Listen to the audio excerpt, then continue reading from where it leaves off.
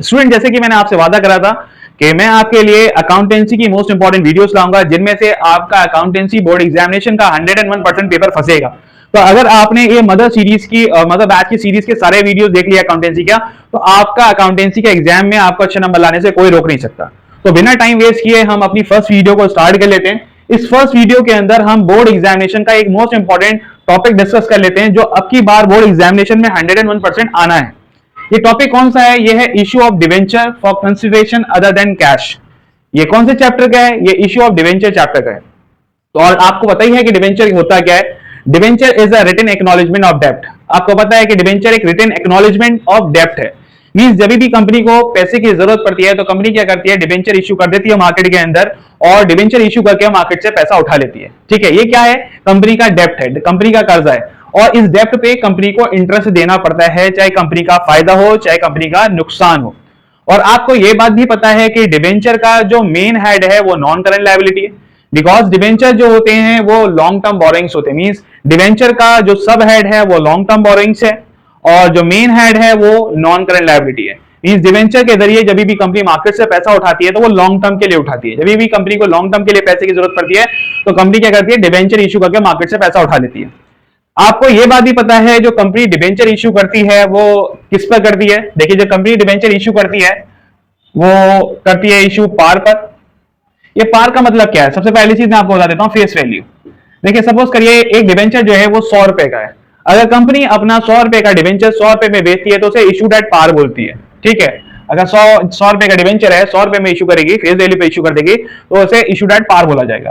Company debenture को premium पर भी इश्यू कर सकती है। प्रीमियम का मतलब ये हुआ कि फेस वैल्यू से ज्यादा पर इश्यू करना। जैसे 100 रुपए का डिवेंचर है, फेस वैल्यू 100 रुपए देखिए, 100 रुपए का डिवेंचर है और 100 रुपए से ज्यादा पे इश्यू कर दे, मान लीजिए 105 रुपए पे इश्यू कर दे, तो इसे बोलते हैं इश्यूड एट प्रीमियम। और कंपनी डिवेंचर्स को डिस्काउंट पर भी इश्यू कर सकती है, एट डिस्काउंट। ठीक है, डिस्काउंट पर इश्यू करने का मतलब क्या हुआ? जैसे आप जानते हैं कि डिवेंचर की वैल्यू कितनी है? 100 रुपए की डिवेंचर की वैल्यू है। कंपनी अगर 100 रुपए से कम पर इश्यू कर देती है, मींस फेस वैल्यू से कम पर डिवेंचर को जब इश्यू करती है तो उसे बोलते हैं इश्यूड एट डिस्काउंट। सपोज करिए कि कंपनी ने डिवेंचर को इश्यू कर दिया 90 रुपीज पर, 10 रुपए के डिस्काउंट पर इश्यू कर दिया, तो कंपनी जो है वो डिवेंचर पार पर भी इश्यू कर सकती है, प्रीमियम पर भी इश्यू कर सकती है और डिस्काउंट पर भी इश्यू कर सकती है। और आपको शेयर्स के बारे में पता है कि कंपनी जो शेयर्स जो होती है वो पार और प्रीमियम पर ही इश्यू कर सकती है, डिस्काउंट पर इश्यू नहीं कर सकती। केवल स्वेट इक्विटी शेयर्स हैं, ठीक है, जिनको कंपनी डिस्काउंट पर इश्यू कर सकती है, वो आपको पता है। ठीक, अब हम बात करते हैं जो हमारा इंपॉर्टेंट टॉपिक है जिसको हम इस वीडियो के अंदर डिस्कस करने वाले हैं। तो issue of debenture for consideration other than cash. क्या होता है, कभी कभार कंपनी कुछ लोगों की सर्विसेज ले लेती है, कुछ लोगों की सर्विसेज हायर कर लेती है, और सर्विसेज हायर करने के बाद उनसे कहती है कि ठीक है भाई, तुम कैश ना लेकर डिवेंचर ले लो। ठीक है, पेमेंट करने का तरीका है भाई, आपने बाटा सिस्टम का जमाना सुना होगा। बाटा सिस्टम में आपने मोची से जूते बनवा लिए, उसको उसकी जगह गेहूं दे दिया।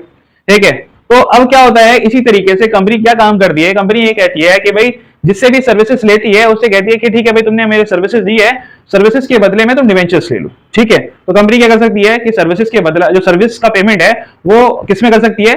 डिवेंचर में कर सकती है। या कंपनी कभी कभार क्या करती है कि किसी की एसेट खरीद लेती है, प्रॉपर्टी खरीद लेती है, और प्रॉपर्टी का जो पेमेंट होता है वो डिवेंचर में कर देती है। सपोज करो कि मैंने किसी का फर्नीचर खरीद लिया और मैंने उससे कहा कि ठीक है, तुम एक काम करो, तुम मुझे अपना फर्नीचर दे दो और उसके बदले में जो मैं तुम्हें पेमेंट कर रहा हूं तो मेरी कंपनी के डिवेंचर्स ले लो। तो कंपनी कभी कभार किसी के एसेट खरीद लेती है और उसका एसेट का जो पेमेंट करती है वो डिवेंचर्स के जरिए कर देती है। और कभी कभार क्या होता है कि कंपनी किसी दूसरी कंपनी का पूरा बिजनेस परचेस कर लेती है, और बिजनेस परचेस करने के बाद उससे कहती है कि भाई ठीक है, हमने तुम्हारा बिजनेस परचेस कर लिया है और जितनी भी तुम्हारी परचेस कंसिडरेशन की अमाउंट हो रही है उसका पेमेंट मैं क्या काम करता हूं? डिवेंचर से कर देता हूं, तुम हमारी कंपनी के डिवेंचर्स ले लो। ठीक है, क्लियर हो गया यहां तक? चलिए भाई, अब इस टॉपिक के इंपॉर्टेंट जर्नल एंट्री की तरफ आ जाते हैं।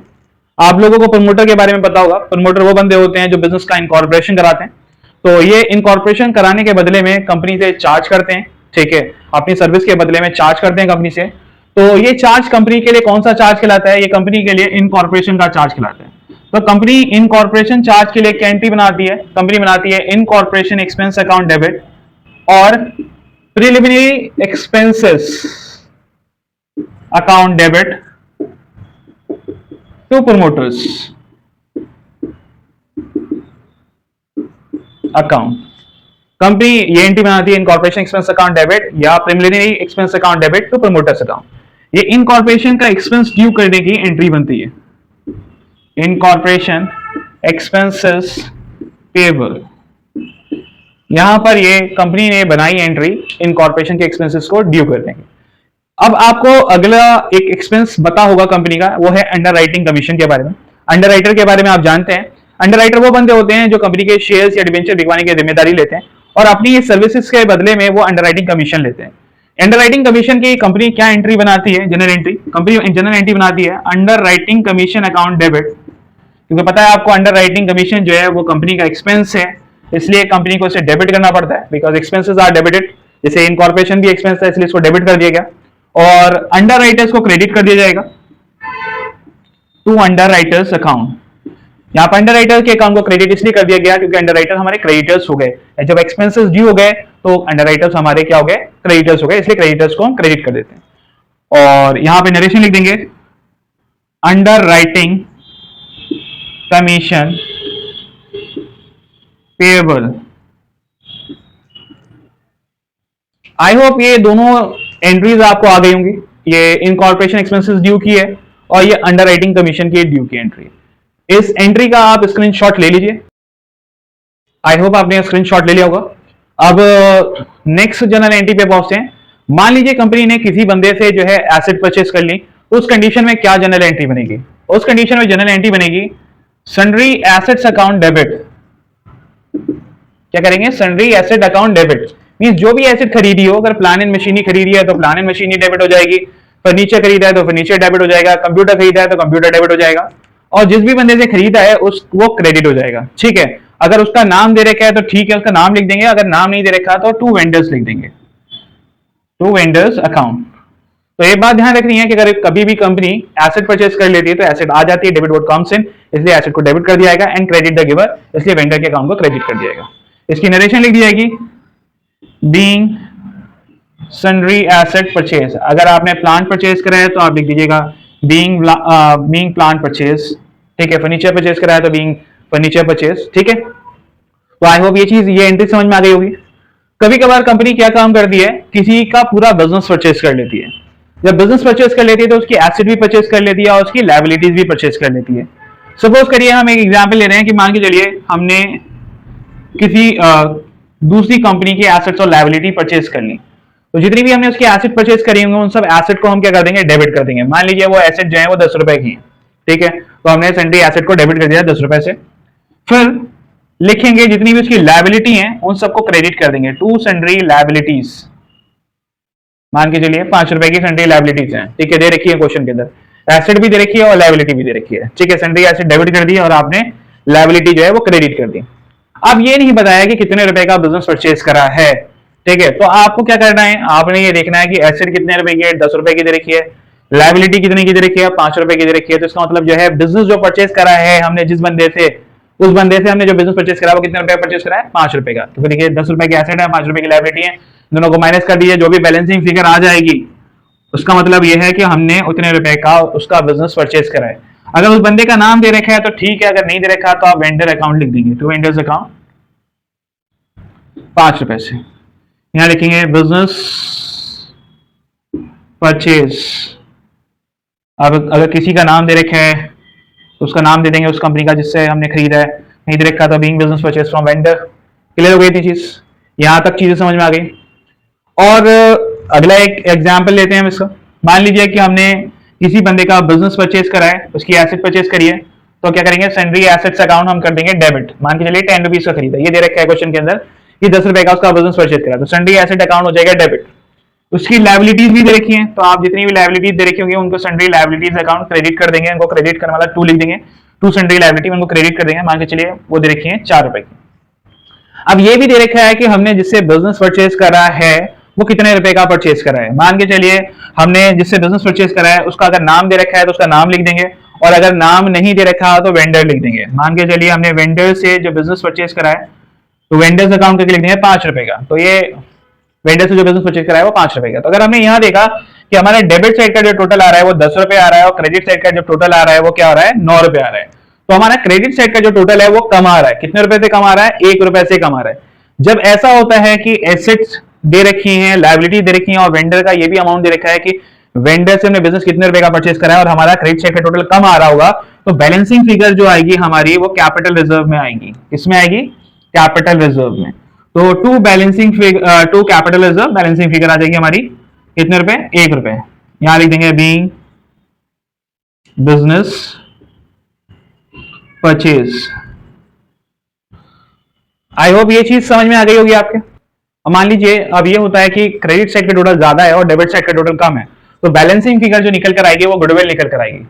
जैसे सन्ड्री एसेट्स अकाउंट डेबिट हो जाएगा। सन्ड्री एसेट मान के चलिए ये दे रखी है हमारी 15 रुपए की, तो सन्ड्री एसेट अकाउंट हो जाएगा डेबिट 15 रुपए से। और एक लाइन छोड़ दीजिए थोड़ी सी हल्की सी, टू सन्ड्री लायबिलिटीज मान के चलिए दे रखी है 20 रुपए की, और जिससे बिजनेस परचेज कर रखा है उससे हमने बिजनेस जो परचेज करा है वो 10 रुपीज में परचेज करा है। तो टू वेंडर्स, अगर उसका नाम दे रखा है बिजनेसमैन का तो उसका नाम लिख देंगे जिसका बिजनेस परचेज करा है, वरना यहाँ पे वेंडर लिख देंगे। अगर हमने देखा तो हमारे क्रेडिट साइड का टोटल 30 रुपीज आ रहा है और एसेट साइड का टोटल जो है मीन डेबिट साइड का जो टोटल है 15 रुपए आ रहा है। तो डेबिट साइड का टोटल कितने रुपए से कम आ रहा है? 15 रुपए से कम आ रहा है। तो हमारी जो बैलेंसिंग फिगर आ जाएगी वो क्या आ जाएगी? गुडविल आ जाएगी। तो हम गुडविल अकाउंट जो है वो डेबिट कर देंगे। कितने रुपए से? 15 रुपए से। यहां पे नरेशन लिख देंगे बीइंग बिजनेस परचेज। आप स्क्रीनशॉट लेना चाहें तो इसका स्क्रीनशॉट ले लीजिए। तो मैंने आपको अभी इन कॉर्पोरेशन एक्सपेंसेस और अंडरराइटिंग कमीशन की ड्यू की एंट्री बता दी, बिजनेस परचेज करने की एंट्री बता दी, एसेट परचेज करने की एंट्री बता दी। अब मैं बताऊंगा आपको कि किस तरीके से पेमेंट करना है। जो वेंडर से हमने उनका बिजनेस परचेज कर लिया तो उनको कैसे पेमेंट करेंगे, या प्रमोटर से सर्विसेज ले ली तो उसका कैसे पेमेंट करेंगे, या अंडरराइटर से उनकी सर्विसेज ले ली तो उसका कैसे पेमेंट करेंगे। तो उसके पेमेंट के बारे में बताता हूँ। अगर पेमेंट जो है वो अदर सोर्सेज से की जा रही है तो उसकी किस तरीके से एंट्री बनेगी पहले वो देख लेते हैं। मान के चलिए कि प्रमोटर्स को या अंडरराइटर्स को पेमेंट की जा रही है या वेंडर को पेमेंट की जा रही है चेक या ड्राफ्ट के जरिए, तो या प्रमोटर को की जा रही है, अंडरराइटर को की जा रही है, वेंडर को की जा रही है, किसी को भी की जा रही हो उसका नाम लिख देंगे। अगर प्रमोटर को की जा रही हो तो प्रमोटर का अकाउंट डेबिट कर देंगे, वेंडर को की जा रही हो तो वेंडर का अकाउंट डेबिट कर देंगे, अंडरराइटर को की जा रही हो तो अंडरराइटर का अकाउंट डेबिट कर देंगे। अगर चेक या ड्राफ्ट से पेमेंट हो रहा होगा तो आप वहां पर टू बैंक अकाउंट लिख देंगे, और अगर बिल ऑफ एक्सचेंज एक्सेप्ट करके पेमेंट की जा रही हो तो आप वहां पर टू बिल्स पेबल लिख देंगे। इस तरीके से आप अगर अदर सोर्सेज से पेमेंट कर रहे हो क्वेश्चन के अंदर अदर देन कंसिडरेशन में, तो आप क्या काम कर सकते हो, जिसका भी पेमेंट कर रहे हो उसका अकाउंट डेबिट कर देंगे। प्रमोटर को कर रहे हो प्रमोटर को डेबिट, अंडरराइटर को कर रहे हो तो अंडरराइटर को डेबिट, वेंडर को कर रहे हो तो वेंडर को डेबिट कर देंगे। और चेक और ड्राफ्ट के जरिए पेमेंट कर रहे हैं तो टू बैंक लिख देंगे, और अगर बिल ऑफ एक्सचेंज एक्सेप्ट करके कर रहे हो तो टू बिल्स पेबल अकाउंट लिख देंगे। ठीक है, और नरेशन लिख सकते हैं being payment made by cheque, draft और एक्सेप्टिंग बिल ऑफ एक्सचेंज। ठीक है, तो आप इस तरीके से लिख देंगे। अब मान लीजिए डिबेंचर के जरिए पेमेंट कर रहे हैं तब क्या एंट्री बनेगी? जब डिबेंचर के जरिए पेमेंट करेंगे तो आपको पता है, अगर मान के चलिए एट पार पर डिबेंचर इशू किए जा रहे हो किस पर? एट पार पर, तब उस समय जब एंट्री बनेगी तो क्या बनेगी? देखिए मैं आपको एक एग्जाम्पल ले रहा हूं।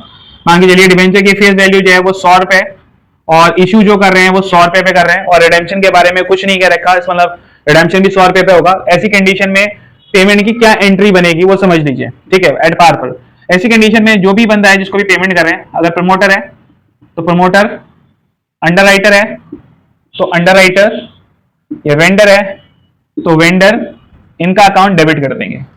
और एट पार पर पेमेंट हो रहा है तो यहां पर 2% डिवेंचर आ जाएगा, 2% डिवेंचर्स अकाउंट लिख देंगे। जैसे मान के चलिए यहाँ पर कितने रुपए से पेमेंट हो रही है? 100 रुपीज से, तो यहाँ पर इशू प्राइस 100 लिख दिया जाएगा, और यहाँ पर परसेंटेज डिवेंचर में हमेशा फेस वैल्यू लिखी जाती है तो मैंने यहाँ पर 100 लिख दिया आपको। ठीक है, तो ये आई होप ये वाली एंट्री समझ में आ गई हो। अगर मान के चलिए ये तो एट पार पर हो गई, ठीक। अगर एट प्रीमियम पर हो,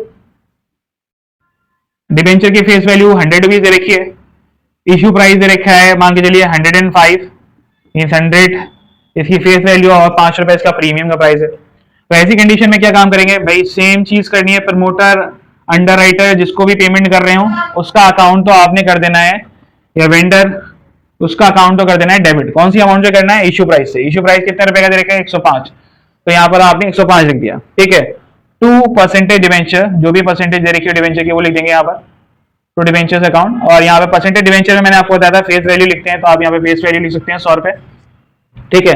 और कितने रुपए का प्रीमियम है? 5 रुपए का प्रीमियम है, तो यहाँ पे लिखेंगे टू सिक्योरिटीज प्रीमियम अकाउंट, कितने रुपए का? 5 रुपए का।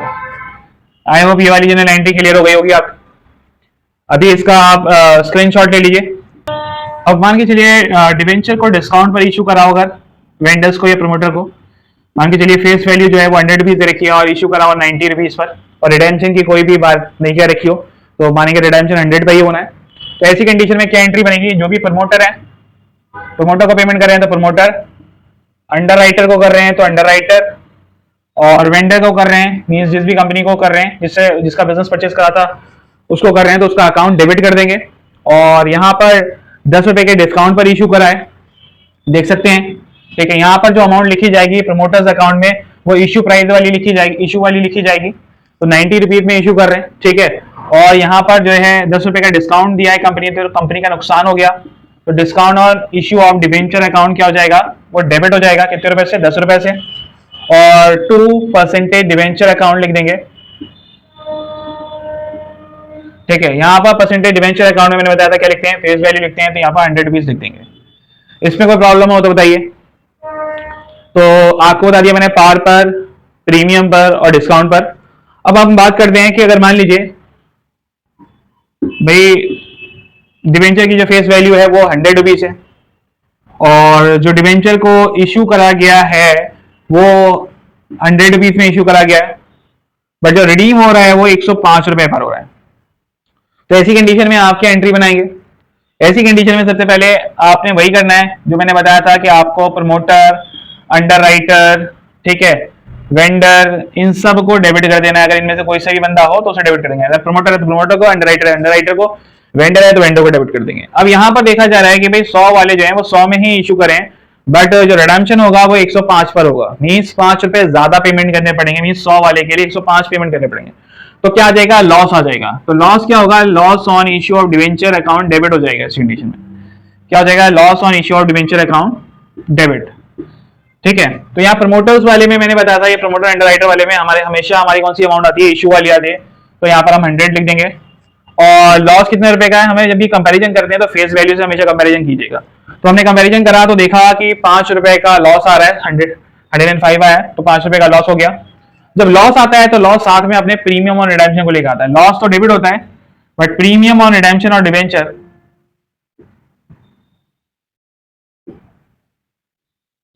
ये क्रेडिट होता है। जितने रुपए का लॉस है रिडेम्पशन पे, उतने रुपए का यहाँ पर लिख जाएगा प्रीमियम और रिडेम्पशन। मींस लॉस अपने साथ में किसके लेके आएगा? प्रीमियम और रिडेम्पशन और डिवेंचर। तो 5 रुपए का लॉस था, 5 रुपए का प्रीमियम और रिडेम्पशन आ गया, मींस लॉस डेबिट हो जाएगा, प्रीमियम और रिडेम्पशन क्रेडिट हो जाएगा। अब हम यहाँ देखेंगे कि 2% डिवेंचर लिख देंगे, 2% डिवेंचर्स अकाउंट। यहाँ पे कौन सी वैल्यू लिखी आती है? फेस वैल्यू लिखी आती है, तो हमने यहाँ पे 100 लिख दिया। ठीक, क्लियर हो गई इतनी चीज, इसमें कोई प्रॉब्लम तो नहीं है, यहां तक क्लियर। अब मान के चलिए एक केस और ले लेते हैं। फेस वैल्यू जो है 100 रुपए, इशू करा कंपनी ने 105 रुपए पे और रिडीम कंपनी कर रही है 110 रुपए। तो ऐसी कंडीशन में क्या एंट्री बननी है? सबसे पहले ही मैंने बताया था कि प्रमोटर्स का अकाउंट, अंडर राइटर का अमाउंट जो भी है वो इशू अमाउंट से डेबिट होना है। तो जो भी प्रमोटर्स हैं, अंडर राइटर्स हैं या वेंडर हैं, इनका अकाउंट जो डेबिट करेंगे वो आप कौन से अमाउंट से करेंगे? इशू वाली अमाउंट से करेंगे, 105 से कर दिया। अब देखिए भाई 100 वाले 105 में इशू करें, प्रीमियम पे, सिक्योरिटी प्रीमियम पे इशू करें, और 100 वाले के लिए कितना पेमेंट कर रहे हैं? 110, मींस लॉस हो रहा है। कितने रुपए का लॉस हो रहा है? 10 रुपए का। तो फिर क्या करेंगे? 10 रुपए का loss on issue of debenture account हो जाएगा, वो हो जाएगा डेबिट। कितने रुपए से? 10 रुपए से डेबिट हो जाएगा। लॉस में आया है साथ में, तो क्या लेकर आएगा? क्रेडिट साइड में प्रीमियम लेकर आएगा, premium for premium on redemption of debenture.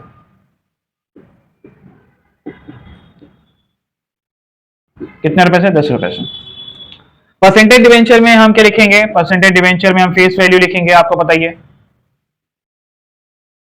कितने रुपए फेस वैल्यू दे रखी है? 100 रुपए, वो लिख दिया हमने। प्रीमियम कितना है इशू के टाइम पर? 5 रुपए का प्रीमियम है, तो 2 सिक्योरिटीज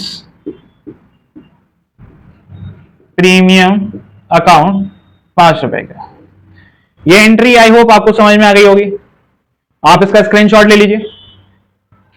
चलिए अब एक कंडीशन और देख लेते हैं, इसके अंदर एक कंडीशन और है, उसको और समझ लेते हैं। तो फिर इससे बाहर कोई भी क्वेश्चन जा ही नहीं सकता, जो मैंने एंट्रीज बता दी इससे बाहर नहीं जाने वाला है कोई भी क्वेश्चन।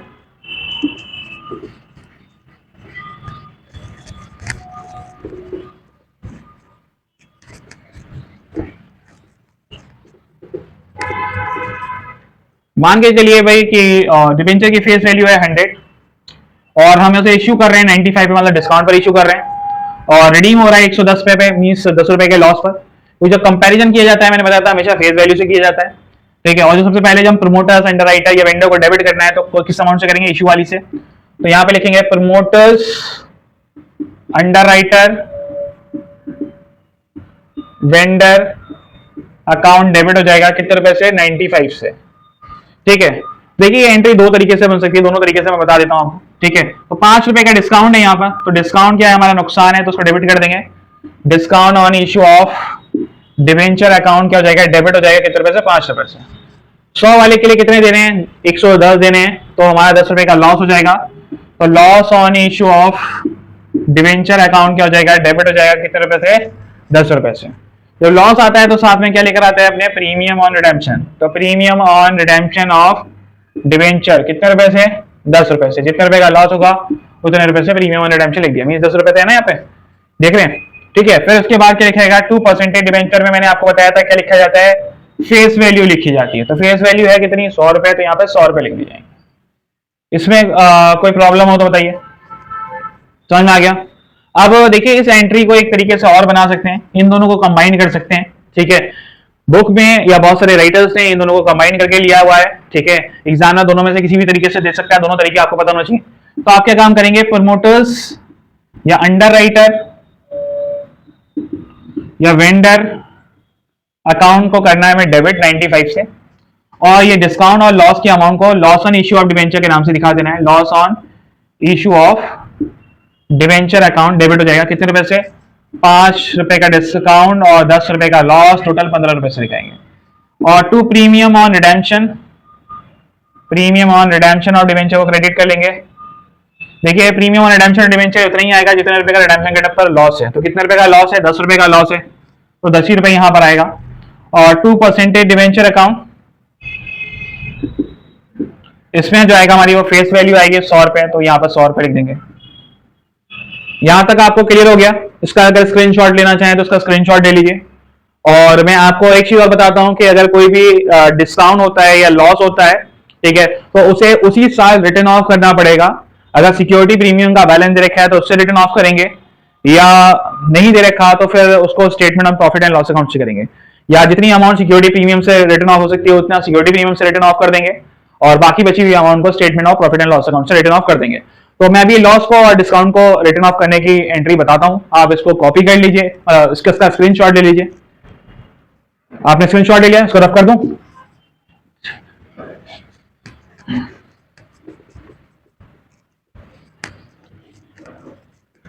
देखिए भाई डिस्काउंट या loss on issue of debenture को रिटर्न ऑफ करने के लिए क्या एंट्री बनती है। अगर देखिए सिक्योरिटी प्रीमियम का बैलेंस दे रखा है तो आप उसे सिक्योरिटी प्रीमियम अकाउंट के बैलेंस से रिटर्न ऑफ करेंगे, सिक्योरिटी प्रीमियम को डेबिट कर देंगे। और अगर आपके पास सिक्योरिटी प्रीमियम का बैलेंस नहीं है या सिक्योरिटी प्रीमियम के बैलेंस से पूरा रिटर्न ऑफ नहीं होता तो आप किससे रिटर्न ऑफ करेंगे, statement and profit and loss account के बैलेंस से उसको डेबिट कर देंगे। और ठीक है, तो जब रिटर्न ऑफ करने के लिए क्या करा जाता है, सिक्योरिटी प्रीमियम को डेबिट कर देंगे अगर सिक्योरिटी प्रीमियम के बैलेंस से रिटर्न ऑफ कर रहे हैं। और अगर पूरा नहीं हो पा रहा है, ठीक है, तो फिर statement profit and loss account के बैलेंस से रिटर्न ऑफ करेंगे। अगर मान लीजिए सिक्योरिटी प्रीमियम का बैलेंस ही नहीं है तो हम किससे रिटर्न ऑफ करेंगे, statement profit and loss account से। उस कंडीशन में statement profit and loss account को डेबिट बनाएंगे, ठीक है। और क्रेडिट साइड में लिखेंगे to discount on issue of debenture, ठीक है, या to loss on issue of debenture account.